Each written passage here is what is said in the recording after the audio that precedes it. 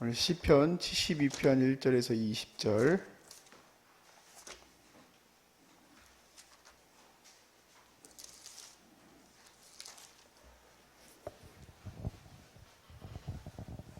시편 72편 1절에서 20절.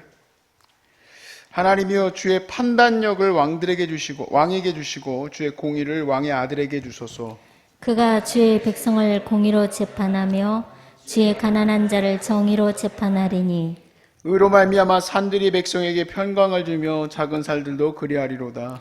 그가 가난한 백성의 억울함을 풀어주며 궁핍한 자의 자손을 구원하며 압박하는 자를 꺾으리로다. 그들이 해가 있을 동안에도 주를 두려워하며 달이 있을 동안에도 대대로 그리하리로다.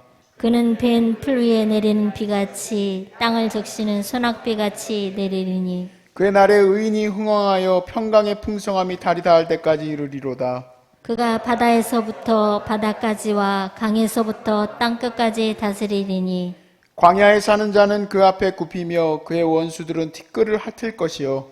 다시스와 섬의 왕들이 조공을 바치며 스바와 시바 왕들이 예물을 드리리로다. 모든 왕이 그의 앞에 부복하며 모든 민족이 다 그를 섬기리로다. 그는 궁핍한 자가 부르짖을 때 건지며 도움이 없는 가난한 자도 건지며 그는 가난한 자와 궁핍한 자를 불쌍히 여기며 궁핍한 자의 생명을 구원하며 그들의 생명을 압박과 강포에서 구원하리니 그들의 피가 그의 눈앞에 존귀 여김을 받으리로다. 그들의 생존하여 스바의 금을 그에게 드리며 사람들이 그를 위하여 항상 기도하고 종일 찬송하리로다. 산 꼭대기의 땅에도 곡식이 풍성하고 그것의 열매가 레바논같이 흔들리며 성에 있는 자가 땅의 풀같이 왕성하리로다. 그의 이름이 영구하며 그의 이름이 해와 같이 장구하리로다. 사람이 그로 말미암아 복을 받으리니 모든 민족이 다 그를 복되다 하리로다.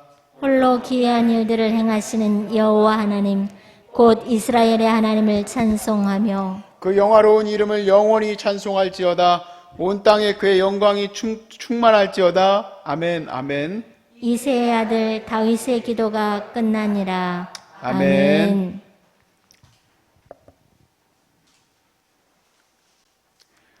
선진국으로 나아가는 데 있어서 빠질 수 없는 게 복지죠. 선진국에서는 가난한 자와 약한 자를 그냥 두지 않고 시스템적으로 그런 어려운 자들을 돕는 그런 시스템을 잘 갖추려고 노력들을 합니다. 그런 의미에서 전 세계에서 경제적으로는 2위까지 올라갔죠, 중국이. 그렇지만 중국을 우리는 선진국이라고 부를 수가 없는 것이 그들이 갖고 있는 그런 마음, 가난한 사람을 향한 그런 마음, 약한 사람을 대하는 그런 마음들이 조금 우리가 볼 때 비판을 좀 사지 않습니까? 지난번에도 어디 이렇게 좀 보니까 어떤 할머니가 이렇게 서 있었는데 어떤 젊은 여자가 우리 콩이만한 개가 개 목줄이 딱 끊겨가 풀려가지고 막 뛰어가는데 그 개 목줄에 그 할머니 다리가 그대로 걸려서 앞으로 넘어져서 돌아가셨어. 근데 더 놀라운 건 그 옆에 있었던 사람들이 아무도 안 도와줘. 우리 같으면 놀래가지고 뛰어가가지고 할머니 괜찮냐고 할 것 같은데 바로 옆에 있던 사람들도 안 가더라고. 그러니까 그런 마음, 그런 시스템, 그런 세상 속에서는 아무리 돈이 많아도 선진국이라고 말을 할 수가 없지요.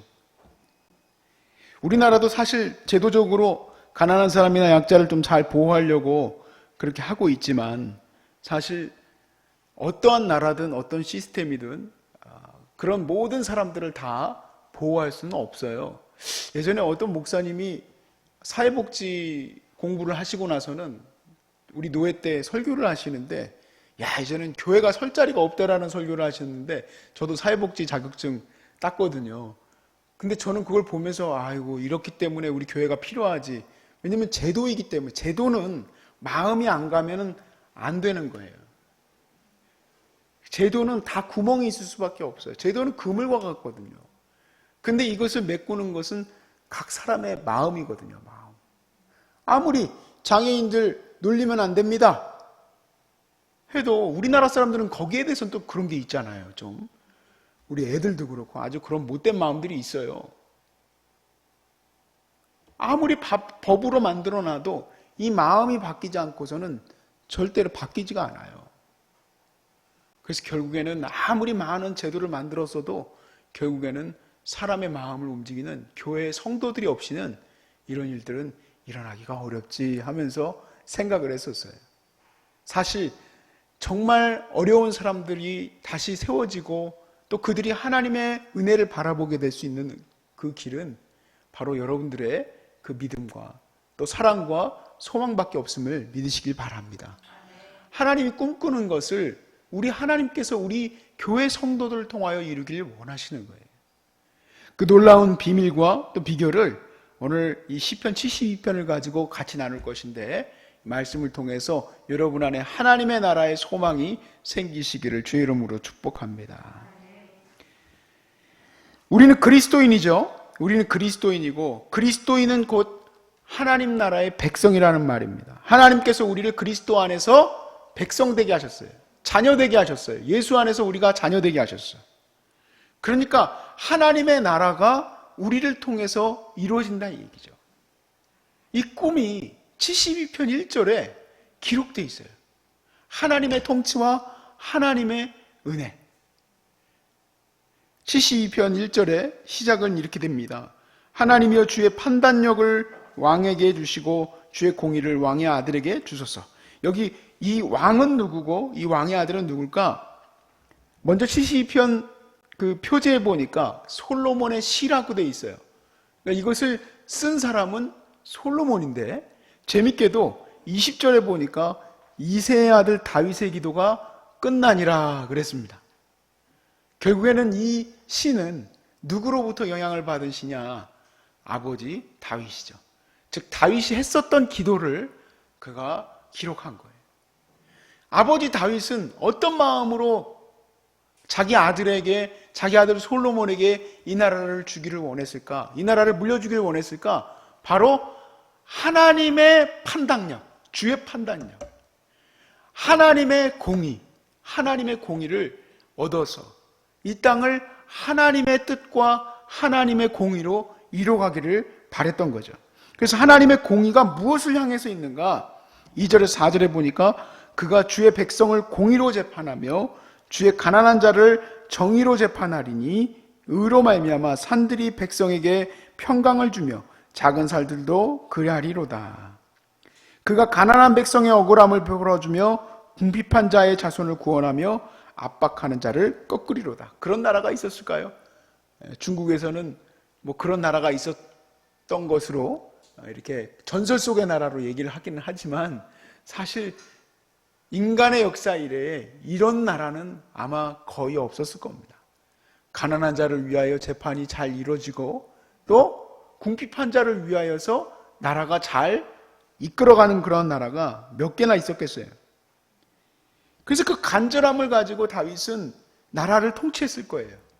그런 기도를 드렸으니까. 그 간절함으로 기도했던 아버지의 마음을 또 솔로몬은 기록하여서, 나도 하나님 그러한 통치를 이루어갈 수 있게 해달라고, 하나님께서 너에게 무엇을 주었으면 좋겠느냐 했을 때 지혜를 달라고 기도했죠.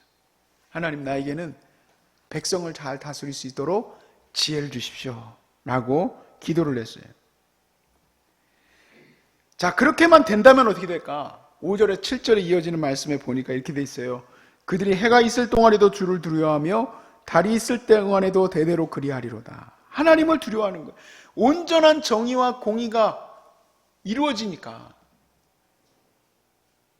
바른 통치가 이루어지니까, 어려운 사람을 위해서도 바른 통치가 이루어지니까 하나님을 두려워하게 되는 거죠. 그는 벤 풀 위에 내리는 비같이 땅을 적시는 소낙비같이 내리리니 그의 날에 의인이 흥왕하여 평강의 풍성함이 달이 닿을 때까지 이르리로다. 하나님의 평강의 풍성함이 영원한 하나님의 은혜가 이루어지는 것처럼 그렇게 이루어질 것이다 라고 했어요. 근데 우리는 안타까운 결론을 알고 있습니다. 솔로몬이 하나님이 주신 지혜를 받았음에도 불구하고 하나님께서는 솔로몬 다음 세대에 일어나는 나라를 둘로 나눠버렸어요. 왜 둘로 나눴을까요? 이유는 솔로몬의 죄성 때문에 그래요. 그가 바른 통치를 이루는 기적 같은 이야기들이 있죠. 누가 과연 저 아이의 진짜 엄마인가를, 그런 어떤 그걸 내는 솔로몬의 재판 유명하지 않습니까? 그렇게 똑똑한 사람임에도 불구하고 가장 거대한 나라, 가장 풍요로운 나라를 만들었음에도 불구하고 하나님은 그 나라를 나눌 수밖에 없었어요. 이유는 우상 숭배 때문에 그렇습니다. 솔로몬이 수없이 많은 여인들을 자기 아내로 데려왔어요. 정략 결혼이나 여러 가지 이런 어떤 이유들 때문들도 있었을 거고 자기 욕심 때문에도 있었을 거예요. 근데 그 여인들이 데려온 이방의 신들을 예루살렘 성전 앞에다가 만들 수 있도록 그들이 세울 수 있도록 해줬단 말이에요. 그러다 보니까 그 신들의 문화와 그런 어떤 것들이 나라에 이제 영향을 미칠 수 있는 그런 어떤 근간이 이루어지게 된 거죠. 참 놀라운 것은요, 이것은 사실 저주잖아요. 나라가 반으로 나뉘어진 건 저주죠. 근데 그 이면에는 축복이에요. 이 모든 것에 금방 다 우상숭배가 퍼져나갈 것인데 그럼 나라 전체가 어떻게 될까요? 다 같이 무너져 버리죠. 물론 성경에 써 있는 얘기는 아닙니다. 그런데 그 이면들을 볼 때 하나님은 항상 그렇게 하시는구나 하는 생각을 갖게 됐어요. 나중에 우리가 출애굽기 하면서 우리가 갈라디아, 요거 끝나고 나면 갈라디아서를 하고 그 다음에 출애굽기 15장부터 시작하는데 거기에서 이제 또 율법을 주시는 은혜에 대해서도 우리 같이 나눌 겁니다. 율법을 주시는 것도 그냥 주시는 게 아니에요. 인간의 죄악 때문에 주시는 거거든요. 또 마찬가지로 하나님께서 하와가 범죄하여 이제 너희들은 더 이상 살 수 없고 죽을 수밖에 없다. 죽음이 오게 됐잖아요. 이것도 사실은 저주지만 축복이에요. 여러분 생각해 보세요. 히틀러가 아직도 살아있다고 생각해 보세요. 김일성이가 아직도 살아있다고 생각해 보세요. 그들은 왜 다 죽습니까? 왜냐하면 인간의 수명이 정해져 있기 때문에. 물론 우린 잘하는 사람은 끝까지 살았으면 좋겠지만 하나님 보실 때 더 이상 이 세상에 죄가 들어온 이후로는 인간이 계속 살아서는 안 되는 거예요.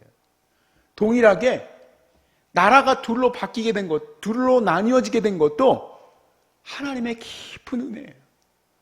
그러지 않고서는 이스라엘과 남유다가 다 같이 망하기 때문에 하나님의 기대는 유다를 통하여서 하나님의 거룩한 씨가 이루어질 수 있도록 그것을 계속 유지해 주신 거지. 그건 정말 큰 은혜예요. 다윗의 그 뿌리가 갈 수 있도록 하나님께서 약속을 지키신 거고 하나님은 이스라엘을 나누어서 여러분 생각해 보면 남유다는 베냐민과 묻혀서 그냥 그렇게 그 정도지 나머지 지파들은 전부 북쪽으로 다 올라간 거예요. 우리가 다윗의 지파와 무슨 상관이 있느냐 하고 그냥 다 올라가 버렸거든요. 결국에는 그러니까 이스라엘이라는 그 전체 민족 가운데 남은 거는 유다와 저기밖에 없는 거예요. 베냐민밖에 없는 거야. 나머지 다 올라가 버렸어요. 우리 안 내려오겠다는 거예요. 결국에는 이스라엘이 하나님의 이 축복의 말씀이 이루어지기를 원하는데, 하나님의 의로운 나라, 하나님의 거룩한 나라가 되기를 원하는데, 가난한 자가 은혜를 얻고 어려운 자들이 힘을 얻는 그러한 나라가 되기를 원하는데 그것을 솔로몬의 나라에서는 이룰 수가 없었어요. 근데 하나님이 그것을 이루게 하신 겁니다. 바로 예수 그리스도의 나라예요. 다윗의 자손 예수 그리스도의 나라를 통하여 하나님의 나라가 이루어지게 하시는 거예요. 하나님의 공의가 그 나라에서 이루어지게 하시는 건데 그것은 율법의 의로 말미암는 것이 아니라 다른 의가 나타났으니 곧 복음인 것을 우리는 믿습니다. 여기 말씀에 3장 21절, 로마서 3장입니다. 로마서 3장 21절 말씀에 보니까 우리 한번 같이 찾아볼까요? 큰일 났네. 다음 주부터 이제 갈라디아서라서 조금 이렇게 교조적이고 교리적인 설교가 들어갈 수밖에 없어요. 그래도 여러분 잘 들으실 수 있길 바랍니다. 3장 21절에 보니까 이렇게 돼 있어요. 이제는 율법 외에 하나님의 의가 나타났으니 율법과 선지자들에게 증거를 받은 것이라. 그 하나님의 한 의가 뭡니까? 22절에 보니까 곧 예수 그리스도를 믿음으로 말미암아, 예수 그리스도를 믿음으로 말미암아 의를 얻게 하셨다 얘기해요. 모든 믿는 자에게 미치는 하나님의 의니 차별이 없느니라.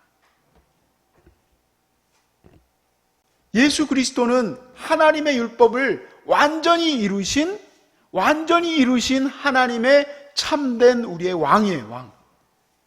솔로몬 왕, 다윗 왕도 이루지 못한 완전한 의에 이루신 자, 그가 바로 예수 그리스도예요. 그분이 이루셨음을 우리가 믿을 때 우리 안에서 하나님의 의가 얻어지게 된다 이 얘기예요. 그것은 율법 위에 나타난 것이기 때문에 내가 율법을 어느 정도 이루어줘야지 하나님의 의를 주시는 게 아니라 예수를 믿으면 하나님께서 차별 없이 그들에게 하나님의 의를 주신다 이 얘기예요. 얻게 하신다 이 얘기예요. 그렇기 때문에 가난한 자나 부유한 자나 상관없이 차별 없이 주시고, 또 뿐만 아니라 율법을 받았던 유대인이나 율법을 받지 않았던 헬라인이나 상관없이 하나님은 그들에게 예수 그리스도를 통하여 하나님의 의를 얻게 하셨어요. 이번에 참 큰일 났다는 생각을 많이 하게 하는 사건들이 계속 일어나서 솔직히 마음이 두근두근 거려요. 나는 상상이 안 가요. 어떻게 그런 일을 할 수가 있을까? 20개월 된 자기 딸은 아니지만 이제 계부로서 20개월 된 여자아이를 20개월, 나는 우리 황이 20개월 때 생각해보면 얘는요 엄마밖에 못할 때예요. 엄마밖에. 말이라고는. 그렇게 조그만 아이를 강간을 하고 죽였어요. 그뿐만 아니라 장모한테도 말도 안 되는 얘기들을 한 거예요. 이제 여러분이 상상하는 그대로.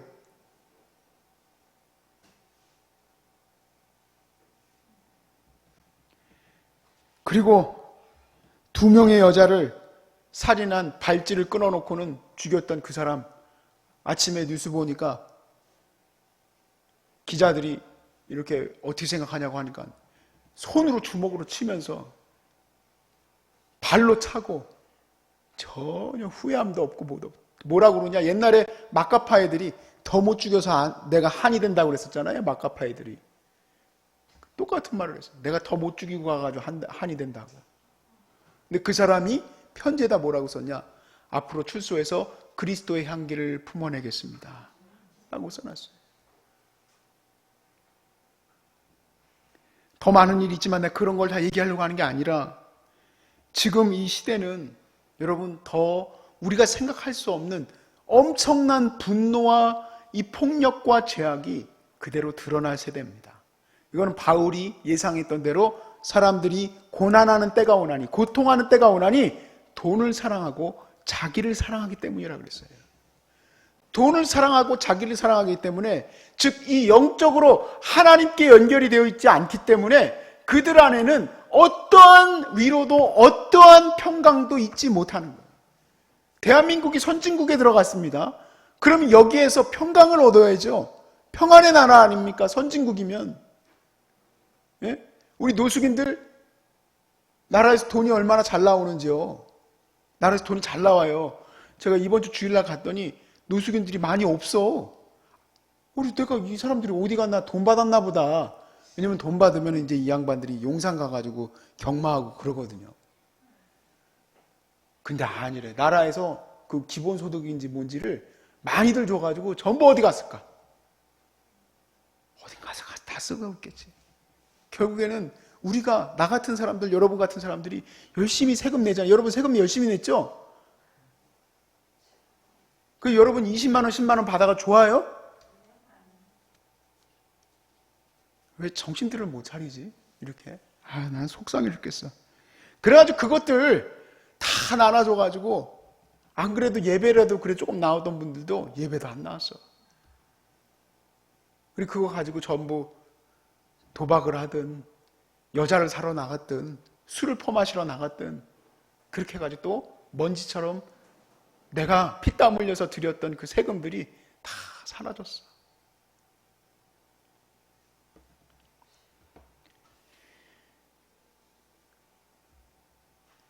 더 난리도 아니고 더 복잡한 일들과 더 괴로운 일들이 앞으로 일어나겠죠.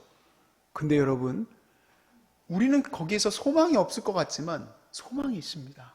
희망이 있어요. 어디서 희망을 찾느냐? 바로 교회예요. 하나님의 복음이 있는 곳이에요. 하나님의 복음이 있는 곳에는 차별 없이 하나님의 의가 나타난다고요. 그런 말도 안 될 것 같은 노숙인들에게도 하나님의 복음이 들어가면 그들 안에서 하나님의 나라가 세워지게 되는 거예요. 하나님의 평안이 그들 안에 임하게 되는 거예요. 그들이 하나님을 찬양하게 되는 거예요. 여러분 생각하지 보지 못하셨죠? 노숙인들 안에는 엄청난 폭력이 있어요. 이 안에 분노가 있다 이 얘기. 분노, 이 세상을 향한 분노. 그러니까 여러분 생각해 보세요. 얼마나 큰 분노가 있었으면, 치유되지 않은 분노가 있었으면 줄 서서 밥 먹다가 옆에 놈이 조금 더 앞으로 나갔다고 소주병으로 머리를 찍겠어요. 그게 못 배워서 그런 게 아니라 이 안에 분노가 있어서 그래요. 분노. 세상을 향한 끝없는 분노. 근데 그곳에 하나님의 복음이 들어가니까 그들이 하나님 찬양, 하나님을 예배하고 하나님 안에서의 질서가 회복되어져요. 무엇으로 그들을 평안하게 하겠습니까? 돈으로요? 돈으로 안 됩니다. 이거는 무조건 깨달아야 돼요. 무조건. 안 되는 겁니다. 돈으로 되는 게 아니에요. 하나님의 은혜가 임해야 되는 거예요. 제도로 되는 게 아니라 이 얘기예요. 제도로. 하나님의 은혜가 임해야 돼요. 노숙인뿐만입니까? 재소자가 있는 곳에도, 그 무서운 재소자들이 있는 곳에도 하나님의 복음이 임한 곳에는 그런 이제 거짓 그리스도의 향기를 뿜어내겠습니다. 이런 거짓말하는 사람들 말고 참으로 하나님 앞에 돌아온 사람들이 있어요.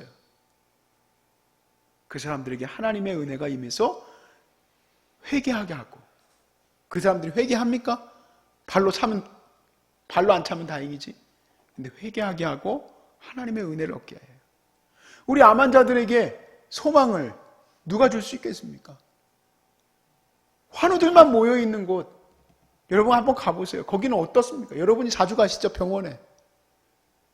그곳에서 기쁨과 찬양과 즐거움과 그런 것들이 있습니까? 죄송한 얘기지만 아닌 것 같아요. 두려움이 있고 걱정이 있는 곳이야. 암 환자들이 모여있는 곳. 더 무서운 곳은 호스피스 병동이지. 거기는 소망 자체가 없어요.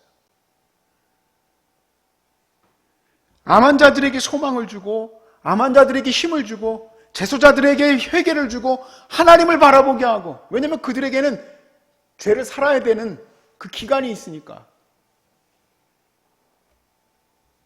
우리 노숙인들에게도 하나님의 은혜를 사모하게 하는 것은 어디에 힘이 있습니까?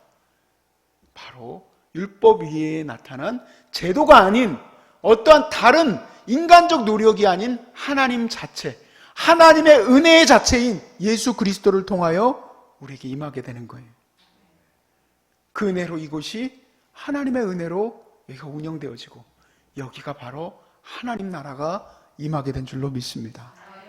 하나님 나라가 어디 임합니까? 하나님 나라가 어디 있습니까? 바로 여러분이 그 모든 곳에서 그 하나님의 은혜를 얻었던 것처럼 복음을 그들 가운데 전하게 되면 그곳에 하나님의 은혜가 임하게 될 거예요. 저는 우리가 오해하지 말아야 될 게 있습니다. 오해하지 말아야 할 것 중에 가장 큰 것은 내 노력으로 되는 것이 아님을 꼭 알아야 돼요. 하나님 일하기 위해서 우리가 암 환자로서 무엇을 준비해야 될까요? 돈을 준비해야 될까요? 그런 생각 하지도 마세요. 하나님의 은혜와 영광은 돈으로 이루어지는 게 아니잖아요. 저와 여러분을 사용하시는 하나님이 나를 사용하시긴 하지만 하나님은 하나님이 일하세요. 난 다만 거기 동참하고 있는 것뿐이에요. 내가 여기서 비록 힘을 다해서 여러분이 보는 것과 다르게 좀 일이 많이 복잡하고 골치 아픈 일들도 많아요. 여러분 그냥 제가 여기서 설교 2번 하는 것만 보고 계시는지는 모르겠지만 굉장히 복잡한 게 많더라고요. 이런 건물을 운영해 가고 사람들이 함께 거하게 할 수 있는 이런 일들이 쉬운 일은 아니더라고요. 그래서 제가 여기에서 내가 나의 의를 내세우고 내가 하는 거다라고 말할 수 있을까? 세상적으로 그럴 수도 있겠지만 그럴 게 1도 없어요. 여기 이뤄가시는 거는 100% 하나님이에요. 솔직히 제 이 근간이 다 드러나는 건 소식지에 제 헌금 내는 거 보시면 알아요. 너 그래서 얼마나 하고 있는데 그게 내 소식지에 올라가고 있는 내 헌금의 다지 뭐. 우리 환우들 가운데 저보다도 훨씬 많이 헌금하면서 우리 환우들을 위해서 섬기는 분들이 얼마나 많을 텐데. 내가 여기서 뭐 설교하니까 너는 헌금 조금 해도 돼? 그런 소리가 어디 있습니까? 제가 여태까지 배워온 것은 목사님들이 더 많이 해야 된다고 그렇게 배웠는데, 죄송하지만 제가 할 수 있는 최대가 그 정도예요. 솔직히 우리 사람이 솔직하게 어디에 표현이 됩니까? 물질에 표현이 되잖아요. 물질에. 한번 보세요. 이성일 목사가 얼마나 하고 있는지. 그게 다예요. 내 모습이 다라니까. 까발려져 있는 모습. 천국 가가지고 이성일이가 했던 모습이 거기 다 까발려져 있다고. 내 의의로 뭐가 됐다? 그런 말 하지도 마요.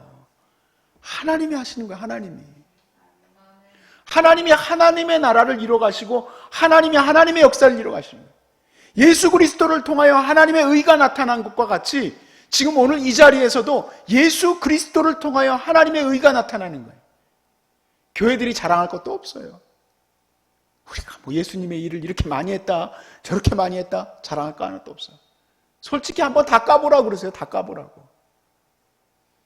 결국엔 누가 하시는 걸까? 하나님이 하시는 거예요. 하나님만 영광 받으시길 원합니다. 하나님만 찬양 받으시길 원합니다. 어쩌면 저는 제 시대에 제가 이뤄가야 할 그 사명이 무엇일까? 또 그것을 위하여서 내가 사명을 감당하고 살아간다는 것이 저는 참 기쁨이 있습니다. 왜냐하면 내 목숨이 오늘까지라고 해도 좀 아쉬움은 있겠죠. 더 많이 할 수 있었을 텐데 못했으니까 아쉬움은 있겠지만 그래도 후회는 없어요. 그냥 여한은 없습니다. 그냥 주님이 맡기신 일을 가지고 오늘 이 예배가 잘 여러분 안에서 이루어지고, 또 주일에 노숙인들에게 갔을 때에는 노숙인들이 하나님을 찬양할 수 있게 하는 것으로만으로도 저는 큰 사명 감당하고 있다 생각해요. 결국 하나님이 우리에게는 그 은혜를 나누어 주시고, 또 하나님께서 하나님의 영광은 홀로 받으시지만 우리에게 그 영광이 나타나기를 원하시지 않습니까? 그러므로 여러분, 우리가 우리의 삶을 통하여 역사하시는 그 하나님의 은혜를 사모하시길 바랍니다. 하나님이 나를 통하여서 역사하시는 그 기대들을 내 안에서 넘치게 했으면 좋겠어요. 내가 얼마나 잘했는지 가지고 되는 게 아니라는 거 일단은 그거 쓰레기통에다 넣어버리시고, 하나님이 나를 통하여서 영광 드러내시겠다는데 어떻게 할 거예요? 하나님이 이 대한민국을 통하여서 영광을 드러내시겠다는데 어떻게 할 거예요? 예? 그냥 그걸 믿고 나아가는 것 아니겠습니까? 그 믿음 가운데 하나님이 홀로 영광 받으실 것을 믿으시기 바랍니다.